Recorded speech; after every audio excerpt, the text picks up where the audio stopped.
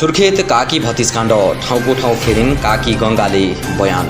दर्शकवृन्द नमस्कार। यो विषयमा पूरा जानकारी दिँदैछौँ। यो भिडियोलाई अन्तिमसम्म हेर्नुहोला र तपाईले च्यानल सब्स्क्राइब गर्नुभएको छैन भने हाम्रो च्यानल सब्स्क्राइब गरेर नजिकै आउने बेल आइकनलाई अलमा क्लिक गरेर हामीसँगै जोडिनुहोला। दर्शकवृन्द करिब 1 महिना बितिसकेको छ। सुर्खेतमा काकी र भतिज बीच एउटा अनैतिक सम्बन्धबाट बच्चा जन्मिएको भन्ने एउटा जुन गसिपहरू बाहिर आइरहेको थियो र जुन कुरा बाहिर आइरहेको थियो। आफ्नै काकीले आफ्नै भतिजोको बच्चा मैले जन्माएको हो, मेरो गर्भमा आफ्नै भतिजोको बच्चा थियो भनिसकेपछि यो कुराले मिडिया तातेको थियो। त्यसपछि सबै मान्छेको ध्यान त्यतै गएको थियो। विभिन्न मिडिया र विभिन्न मान्छेहरूले पनि त्यो कुरालाई चाहिँ आफ्नो हिसाबले व्याख्या र विश्लेषण गरिरहेका थिए। आफ्नै काकीले आफ्नै भतिजोलाई मेरो बच्चाको बाउ आफ्नै भतिजो हो भनेर आरोप लगाएपछि धेरै मान्छेले पत्याएका पनि थिएनन् र धेरैले डिएनए चेक गर्नु पर्यो पनि भनेका थिए। दर्शकवृन्द कानुनी रूपमा अदालतमा मुद्दा पुगिसकेपछि अदालतले आदेश दियो भने डिएनए चेक गर्नुपर्छ, तर यो मुद्दा अदालतसम्म पुगेको छैन, त्यसैले डिएनए चेक हुन सकिरहेको छैन। दर्शकवृन्द डिएनए चेक गर्नको लागि मुद्दा दर्ता गराउनु पर्ने हुन्छ। मुद्दा दर्ता गराउनको लागि दुईवटा बाटो दुईवटा पाटो रहेको छ।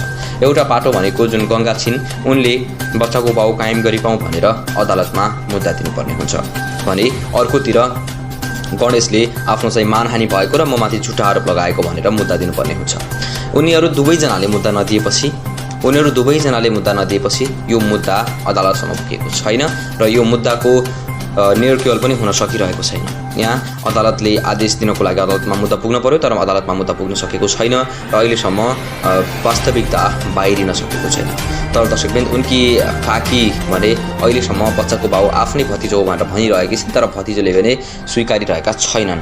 केही समय अगाडि भतिजो र अन्टीको डिएनए लग्यो र अब चेक भएर आउँदैछ भन्ने कुरा आइरहँदाखेरि उक्त अन्टीले बाहिर मिडियामा आएर भनेकी छिन् कि मैले मेरो भतिजसँगको डिएनए रिपोर्ट मिलेन भने म डिएनए अरू कसैसँग पनि चेक गर्न तयार छु भनेर भनेकी छन्। दर्शकवृन्द यस अर्थमा बुझ्न सकिन्छ कि यदि गंगाले म अरू कसैसँग पनि डिएनए चेक गर्छु भनेपछि उनले अरू कसैसँग अनैतिक सम्बन्ध राखेको भएर त उहीसँग डिएनए चेक गर्छु भनिन् होला, नत्र त कोसँग के को आधारमा डिएनए चेक गर्ने भनेर विभिन्न मान्छेले शङ्काहरू गरिरहेका छन्। र धेरैजसो मान्छेले आफ्नो भतिजोलाई फसाउन खोजिरहेको र वास्तविकता नभएको गंगाले चाहिँ अरू कसैको नाठो अरू कसैको पेट बोकेर आफ्नै भतिजोलाई आरोप लगाएको भनेर भनिरहेका छन्। ती युवा जुन 14 वर्षीय गणेश चुनारा विक छन् उनले पनि अन्टीले अरू कसैको पेट बोकेर ममाथि आरोप लगाइरहेको भनेर भनेका छन्। दर्शकवृन्द आजको भिडियोको उद्देश्य हामीले तपाईलाई यो जानकारी गराउनु थियो कि जुन काकी गंगा छिन् उनले भने गणेशसँगको डिएनए रिपोर्ट छिटो चेक गर्नुहोस्, यदि गणेशसँग मिलेन भने म अरू कसैलाई पनि चेक गर्न तयार छु भनेर भनेकी छिन्। दर्शकवृन्द यदि गणेशसँग डिएनए रिपोर्ट मिल्न गयो भने मैले जन्म दिएको बच्चाको बाउ गणेश बन्नुपर्छ र उसको लालन पालन पढाइ लेखाइमा गणेशले ध्यान दिनुपर्छ। यदि गणेशसँग मिल्न गएन र गणेश यो बच्चाको बाउ होइन भन्ने पुष्टि भयो भने म अरू मैले आफ्नो शङ्कामा रहेका व्यक्तिहरूको पनि डिएनए चेक गराउँछु र म मेरो बच्चाको बाउ कायम गर्छु भनेर उनले भनेकी छन्।